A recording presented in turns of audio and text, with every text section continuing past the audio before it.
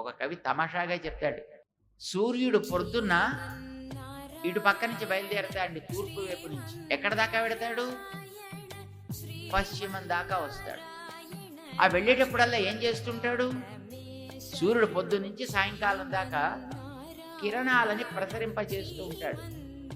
ఆ ప్రసరింపజేయడం ఎందుకోసం? ఎందుకంటే మనందరి కోసం కాదండి.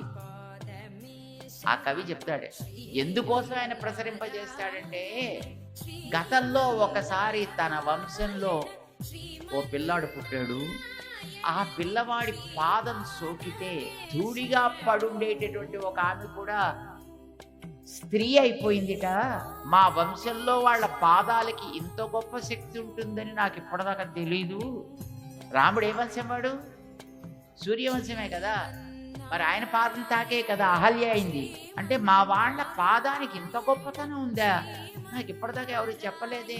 అయితే తప్పకుండా నేను కూడా ట్రై చేసి చూడాలి అని పాప పొద్దున్నే అక్కడి నుంచి తూర్పు దిగించి బయలుదేరతాడండి. మధ్యలో కనిపించిన ప్రతి ధూళిని, ప్రతి రాయిని తంతు తంతు తంతు తంతు తంతు తంతు అలా సాయంకాలం దాకా తిరుగుతాడు. సరే, ఇంకా ఆ తర్వాత నీరసం వచ్చాక ఇంకా ఆయన కనిపించకుండా పోతాడు. మళ్ళీ మన్నాడు పొద్దున మళ్ళీ ట్రై చేస్తాడని, ఏమో మా వంశపు పాదానికి ఉండే గొప్పతనం అంతటిది కనుక పోనీ ఎప్పుడైనా ఎక్కడైనా ఏ రాయైనా ఏ ధూళైనా ఒక స్త్రీని పైకి తేగలుగుతుందా అని ట్రై చేస్తాడండి.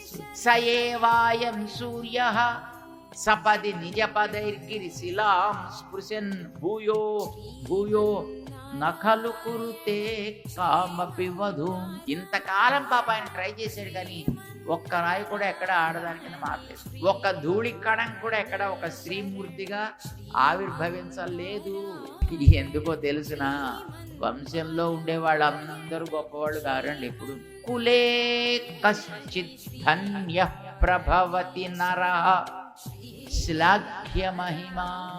ఒక్కొక్క వంశంలో ఎవడో ఒక మహానుభావుడు వస్తాడు, వాడి వల్ల ఆ వంశం అంతా కీర్తివంతం అవుతుంది తప్ప ఆ వంశంలో వాడంతా అయిపోతారు.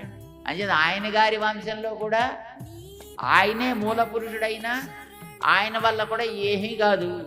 కానీ ఆ వంశంలో వచ్చిన ఒక్క పిల్లవాడు రాముడు తాకేటప్పటికి అది కాస్త అహల్య కూర్చుంది. కులే కశ్చిత్ ధన్య ప్రభవతి నరః శ్లాఘ్య మహిమ. లోకమంతా కీర్తించతగిన మహిమ కలిగిన వాడు కులే.